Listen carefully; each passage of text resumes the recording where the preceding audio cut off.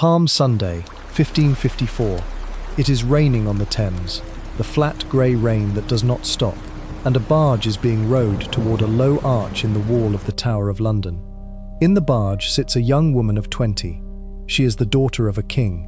She is, by blood, the next heir to the throne of England, and she is being delivered to the gate that prisoners go in through, the gate they do not come back out of. The barge touches the steps. She is told to get out, and she will not.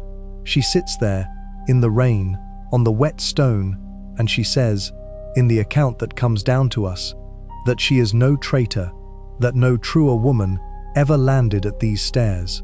The men wait. The rain comes down. She does not move. She has good reason not to want to climb those steps.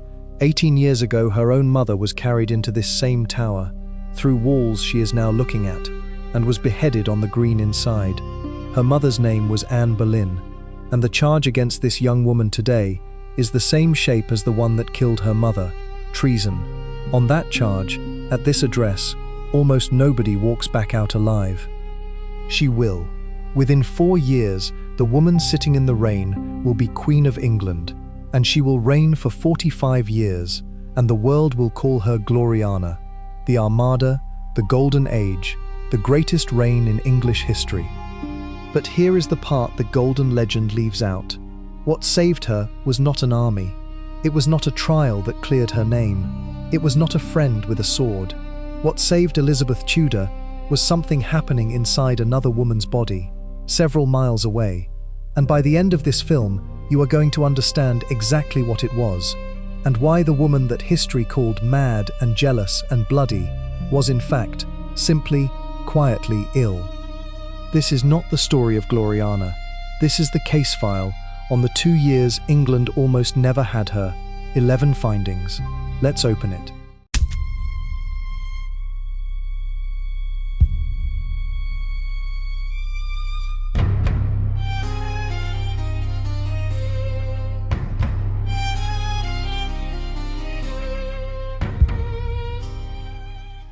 Before we open the first finding, if this is the kind of history you came here for, the kind where the story everyone repeats turns out to have an author and a motive and a much stranger truth underneath it, then subscribe, because that is the entire reason this channel exists.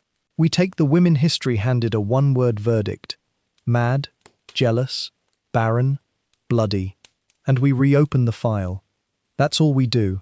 If that's your kind of thing, come with us. Now, finding one. To understand why a princess could be erased, you have to understand that on paper, she had already been erased once, as a toddler. She is born in September 1533, at Greenwich, the daughter of Henry VIII and his second wife, Anne Boleyn. At birth, she is heir to the throne. Then, in the spring of 1536, her mother is arrested, tried, and beheaded. And 2 weeks later, Parliament passes an act that does something quiet and total. It declares the little girl a bastard. Now, a modern viewer hears "declared illegitimate" and thinks it is an insult. In Tudor England, it was not an insult. It was a legal deletion. In the law of succession, the crown could only pass to a legitimate child. Legitimacy was not a detail of the claim. Legitimacy was the claim. To be named a bastard was to be told, in the only language the law recognized, that you had no right to inherit anything, least of all a throne. At 2 years and 8 months old, Elizabeth went from heir presumptive to royal bastard. Her household was cut. Her servants were dismissed. There is a famous letter from her governess asking, essentially, what the child is even supposed to wear now, because nobody has provided for her. Hold on to that, because it is the foundation of everything that follows. Elizabeth did not grow up a secure princess who was briefly in danger. She grew up a person whose existence was legally negotiable, restored to the succession years later, at around 10, but never actually made legitimate again. She learned, before she could reason, that a piece of paper could decide whether she was anybody at all, and a child who learns that learns something else with it: to watch, to wait, to give nothing away. Which brings us to the moment she nearly threw it all away, at 14. When Henry VIII dies in 1547, the teenage Elizabeth goes to live in the household of her stepmother, Catherine Parr, Henry's widow, who has quickly remarried a man named Thomas Seymour. Seymour is the uncle of the new boy king. He is ambitious, and he is dangerous. And he starts paying attention to the 14-year-old girl under his roof. Early morning visits to her bedchamber, romps that are dressed up as horseplay and are not horseplay. Eventually, Catherine Parr sends Elizabeth away. Parr dies not long after, in childbirth. And now Seymour, a widower, starts scheming to marry the girl who is second in line to the throne, which is not romance. Marrying a possible future queen without the council's permission is treason. In 1549, the whole thing collapses. Seymour is arrested, and the investigators come, not just for him, they come for Elizabeth's people. They take her governess, Cat Ashley, the woman who raised her, to the Tower. They take her financial officer, and they interrogate the 15-year-old Elizabeth herself, trying to get her to admit she had agreed to marry Seymour. If she admits it, it is over. And here is where you watch a 15-year-old invent the skill that will one day save her life. She admits nothing. She signs nothing. She concedes only what is already provably true, and not one word past it. Her servants, under enormous pressure, do exactly the same. And the man sent to break them, Sir Robert Tyrwhitt, writes back to the council in something close to despair. His words survive. He says, "They all sing the same song, and so I think they would not, unless they had set the note before." They set the note before. He is accusing them of rehearsing, of agreeing on a story in advance, and holding it under interrogation without a single crack. He is right, and he can do nothing about it, because a story that everyone tells identically, and no one confesses, is a story the Tudor state cannot break. Seymour goes to the block. Elizabeth walks away untouched. At 15, having learned the single most important lesson of her life. The people who survive a Tudor treason inquiry are the ones who give it nothing to write down. Remember that. In 5 years, she is going to need it in the worst room in England. 1553. Elizabeth's young half-brother, King Edward VI, is dying. He is 15, and he is Protestant, and he is terrified of what happens to England's new religion if the crown passes to his devoutly Catholic older half-sister, Mary. So on his deathbed, Edward is persuaded to sign the crown away from both his sisters to a cousin, Lady Jane Grey, 16 years old, queen for 9 days. We told her story on this channel, and if you have not seen it, it is the companion to this one. She wept, she refused the crown, and she was put on it anyway and destroyed for it. Because the country does not accept it. Mary, Catherine of Aragon's daughter, Henry's eldest, the one England still thinks of as the rightful heir, raises her banner, and the people come to her, and within days, Jane Grey is deposed, and Mary is proclaimed queen. Mary the First. And this is the moment the ground shifts under Elizabeth's feet. Because Mary is a Catholic queen who intends to return England to Rome, and Elizabeth, Protestant, young, and now once again next in line, is no longer just Mary's little sister. She is the living alternative. She is the person that every man in England who hates the new Catholic direction, or hates Mary's coming Spanish marriage, will look at and think, there is another way. Elizabeth does not have to do anything to become dangerous. She simply has to exist, and be Protestant, and be next. And here you need to understand why the Spanish marriage frightened England so badly, because to us, she married a Spanish prince, sounds like a wedding, and to England, in 1554, it sounded like an invasion by contract. Philip of Spain was the son of the most powerful man in the world, the Holy Roman Emperor, and the heir to an empire that stretched across Europe and the New World. England had watched what happened to smaller countries that got pulled into that empire's orbit. They became provinces, drained of money and men to fight Spain's wars, ruled from abroad. The terror was simple and specific, that a foreign king would make England a possession, that English gold and English soldiers would be spent dying for Spanish causes, and that a Spanish Catholic heir would lock that arrangement in for generations. That fear is the fuel, and in a few months, some of the men carrying it are going to raise an army and put Elizabeth's name on it without asking her. January 1554. Mary announces she will marry Philip of Spain. To a great many English men and women, a Spanish king means England swallowed by a foreign Catholic empire, and a knight of Kent named Sir Thomas Wyatt raises several thousand men and marches on London to stop the wedding. The public aim is to stop the Spanish marriage. The private aim, the one nobody says out loud, is to pull Mary off the throne and put her Protestant half-sister on it instead.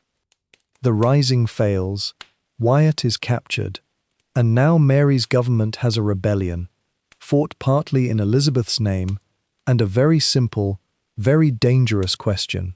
Did the sister know? There is no evidence that she did. To this day, none has ever been found. But in the aftermath of a treason, a government does not need proof. It needs a suspect, and Elizabeth is the most convenient suspect in the kingdom. On the 17th of March, 1554, the order comes down. She is to be taken to the Tower. She knows what the Tower means. She knows what happened to her mother inside it.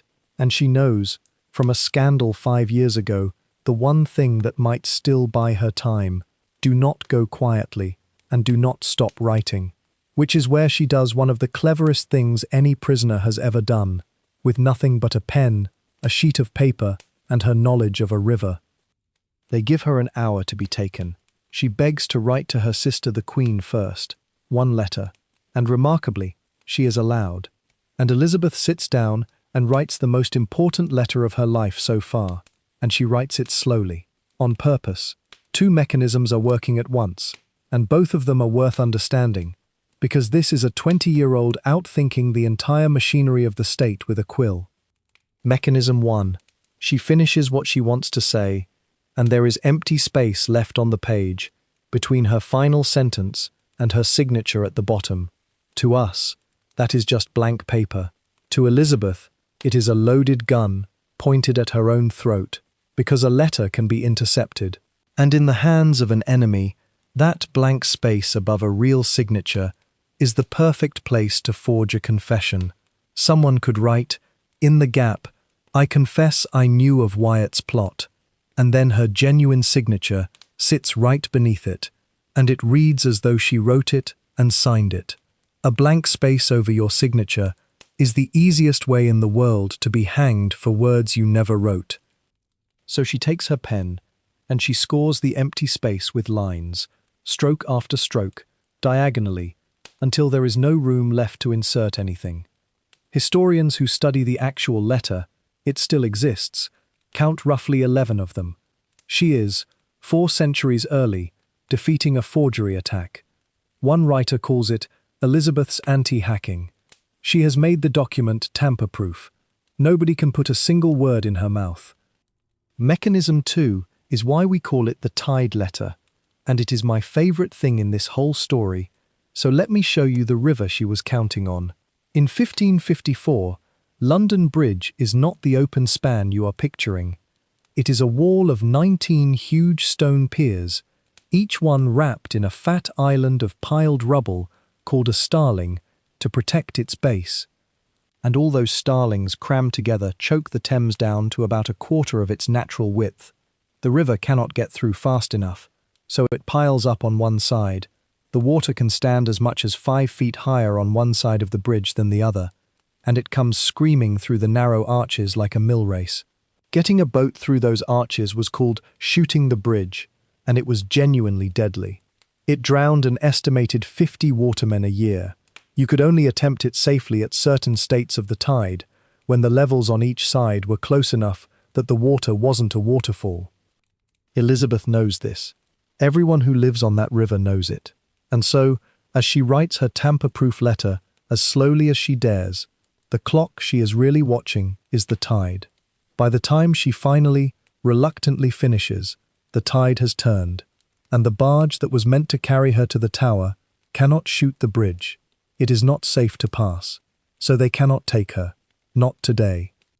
She has bought a day, a single day, but a day in which the Queen might soften, in which someone might speak for her, in which anything might change. She wrote her way out of one more day in the worst place in England, using a pen and the physics of a river. It did not save her forever. Nothing yet has saved her. But it tells you exactly what kind of mind is sitting in that barge in the rain the following morning, Palm Sunday, when the tide is right and the gate finally opens. She is inside.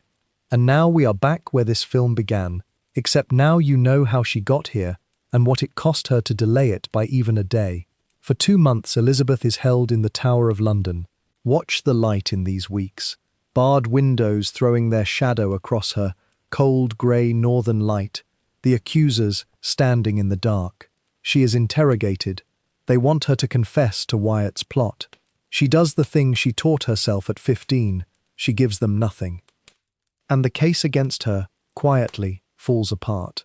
Wyatt himself, the man whose rebellion this is executed in April, and before he dies, on the scaffold, in front of the crowd, he says plainly that Elizabeth had no part in it. The one man who could have doomed her clears her with almost his last breath. There is no evidence, there is no confession, because she never gave one. And a government cannot behead the heir to the throne on suspicion alone without inviting the very rebellion it fears. So they do the next thing. In May, they move her out of the Tower and away to a manor at Woodstock, in Oxfordshire, under a keeper named Sir Henry Bedingfield, and they hold her there under house arrest, not free, not charged, not dead, suspended. She is 20 years old, she is the heir to England, and she is a prisoner in a country house with no idea whether the next rider up the road carries her release or her death warrant. And there is a small human detail from these Woodstock months that tells you everything about the state she is living in. Tradition holds that Elizabeth took a diamond, a ring, a stone, and scratched a line of verse into one of the window panes. It read, "Much suspected by me, nothing proved can be," quoth Elizabeth, prisoner. Whether her hand truly cut those words or not, they are exactly, precisely her. Not a protest of innocence shouted at her captors, not a confession, not a plea, a cold, careful lawyer's sentence. You suspect me. You have proven nothing. It is the whole survival strategy of her life, compressed into 3 lines and signed, defiantly, prisoner. She has been suspected since before she could walk. She has never once let them prove a thing. And what decides whether she lives or dies is not Elizabeth. It is not her cleverness, or her innocence, or her friends. It is a question being asked. That very winter, in the private apartments of the Queen. The question is Mary pregnant? Because if Mary has a child, none of this matters. Elizabeth is finished, not executed, just irrelevant, forever. And in the autumn of 1554, the answer coming out of the palace is yes. Mary has married Philip of Spain, and by the autumn of 1554 she believes, and her doctors believe, and the whole court believes, that she is carrying his child. Her body agrees with them, her monthly courses stop, her belly swells. She feels, she says, the child move inside her. For a woman of 38, who has waited her whole life to be loved and to matter, who was herself declared a bastard and then clawed back a throne, this baby is not just an heir, it is vindication from God. And so the court prepares. A room is set aside for the birth. A beautiful carved cradle is made ready. Rockers and nurses are hired. And then they do the thing that, of everything in this film, I cannot get out of my head. They write the birth announcements in advance. Letters to the courts of Europe, proclaiming the safe delivery of Queen Mary's child, fully written out, ready to send, with a single blank space left in each one, a blank for the date, and a blank for one word, whether the child is a prince or a princess. Everything about this baby has been prepared, except the baby. And now the court does something that will look, to you, like the strangest theatre, So let me explain it, because it is the reason the empty cradle became a national humiliation and not a private grief. In Tudor England, a queen did not simply wait for labour. Weeks before the due date, she took to her chamber. She went into confinement. The room was deliberately sealed, windows covered, tapestries hung over the walls, and even the keyholes, one window left uncovered for light. The air kept still and warm and dark. No men were allowed in at all. The birth was an entirely female world, and even the king would not enter. A queen would vanish into that darkened room for weeks before the birth, and weeks after. The idea was to recreate the safety of the womb around the mother, and to shut out anything, a draught, a shock, the evil eye, that the age believed could harm the child. So when Mary took to her chamber, the whole of Europe knew exactly what it meant. The clock had started. The birth was close. Everyone was watching a sealed door, waiting for a cry from behind it. April 1555. Mary goes into that confinement to await the birth, and at the end of the month, a rumour tears through London that the Queen has been delivered of a son, and London erupts. The church bells ring out across the city. People light bonfires in the streets. Te Deums are sung in thanksgiving. There is a Prince of England, a Catholic prince, an heir who will lock the country's future to Rome and lock Elizabeth out of it forever. There is no prince, there is no child, the rumour is false, the bells stop, the cradle stays empty. I want to stop here for 1 second, because this is the hinge of the entire story, and I want to know what you think. Everything Elizabeth becomes, the whole golden age, exists because that cradle stayed empty. If a healthy child had been in it, there is no Gloriana. History's greatest reign turns on a baby that was never born. So tell me, in the comments, is that fate, or is that just luck wearing a crown? And if this film has hold of you, take 1 second and hit like, because it genuinely is the thing that tells the algorithm to show this story to the next person who has only ever heard Bloody Mary and never heard this. All right, back to it. Because the empty cradle raises a darker question. Not why was there no child, but what was actually happening inside Mary's body. Hold that. We pay it in full at the end. Through May and June of 1555, the court waits, and the confinement that was supposed to end in a birth simply does not end. And you might be wondering, how did they not know? How did a queen, her physicians, and an entire court become this certain about a child that was never there? And the answer is that in 1555, there was no way to test a pregnancy. None. There was no examination that could confirm it. No instrument, nothing. The only evidence a pregnancy existed was the woman's own body and the woman's own word. The courses stopping, the belly growing, and above all the quickening, the first feeling of movement, which only she could report. Every one of those signs, Mary genuinely had. Her body was producing the entire performance of pregnancy, and there was no test on earth in that century that could look past the performance and say there is nothing inside. So they believed her, because her body was telling the truth as they understood truth, and only time could contradict it. And slowly, unbearably, time did. The swelling in Mary's body begins to go down. There is no labour. There is no baby. By high summer, the truth can no longer be avoided, even by the people paid to avoid it. And Mary leaves the birth chamber, quietly, having delivered nothing. The letters with the blank for the date are never sent. Somebody, eventually, throws them away. And with no heir in the cradle, the arithmetic of England swings back, overnight, to the prisoner at Woodstock. Suddenly Elizabeth is not irrelevant. She is, once again, the next Queen of England, and she is brought to court. Picture the meeting the two sisters must have. Mary, humiliated, grieving a child that never existed, ill in ways nobody yet understands, has to sit across from the younger sister she suspects, she resents, and she now knows will inherit everything she has, her throne, her country, and the Protestant future she has spent her reign trying to prevent. And Elizabeth, who has learned since the age of 15 to give nothing away, sits there, and gives nothing away. She does not gloat. She does not push. She has watched a rumor of a baby nearly erase her, and she has watched the absence of that baby hand her back her life, and she has understood something that Mary, drowning in grief, cannot, that the safest thing in the world to be, right now, is patient. Do nothing, give nothing, wait, because the body that stands between Elizabeth and the crown is not going to hold. Philip, who never wanted this marriage, leaves England. Mary is desperate for him, and desperate for a child, and when he briefly returns in 1557, it happens again. By the start of 1558, Mary once more believes she is pregnant, with the child due in March. The court has been here before.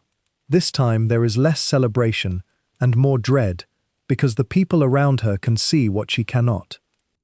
Her own advisors privately conclude that the symptoms are not a pregnancy at all, that this is a woman of 42 whose body is changing with age and grief and illness. But almost nobody will tell her. Her women keep up the fiction, nodding along, because who tells a dying queen that the last thing she is living for is not real? Only one of them does it. A midwife named Friedeswide Strelly looks at her queen and tells her the truth. There is no child. And later, Mary, who had every power to punish her for it, thanks her. Because at the end, the one kindness left to give Mary Tudor was to stop lying to her. There is no second child either. There was never going to be. By the autumn of 1558, Mary is dying. An influenza epidemic is moving through England, and it takes hold of a woman already worn down by years of illness and false hope. And now she faces the one decision she has spent her entire reign trying to escape, naming her heir. There is no child. There is no other candidate. There is only the sister she does not trust, the Protestant she knows will undo everything, and the law and the blood that say the crown is hers. And Mary does it. She sends word and her blessing to Elizabeth, acknowledging her as the lawful next Queen of England. On the 17th of November, 1558, Mary Tudor dies, 42 years old, at St. James's Palace. And a few miles away, the woman who sat in the rain at Traitors Gate 4 years earlier, who signed nothing and confessed nothing, who wrote her way out of a single day with a pen and a river, becomes Queen Elizabeth I. The 45 years, the Armada, the Golden Age, Gloriana, all of it, every line of it, starts here, with a cradle that stayed empty. So, we promised you, at the very beginning, that we would tell you what actually saved Elizabeth, and that the answer was not an army or a trial, but something happening inside another woman's body. It is time to pay that in full, and when you understand it, 2 women get their verdicts overturned at once. Twice, Mary Tudor's body performed a pregnancy. The stopped courses, the swelling belly, the sensation of movement, and, most strikingly, real milk. For centuries, the verdict on that was cruel and simple. She was mad, she was hysterical, she was a jealous, deluded woman who wanted a baby so badly she imagined one. The word the world settled on for her was Bloody Mary. But there is a modern medical reading, and I want to be honest with you, the way this channel always is.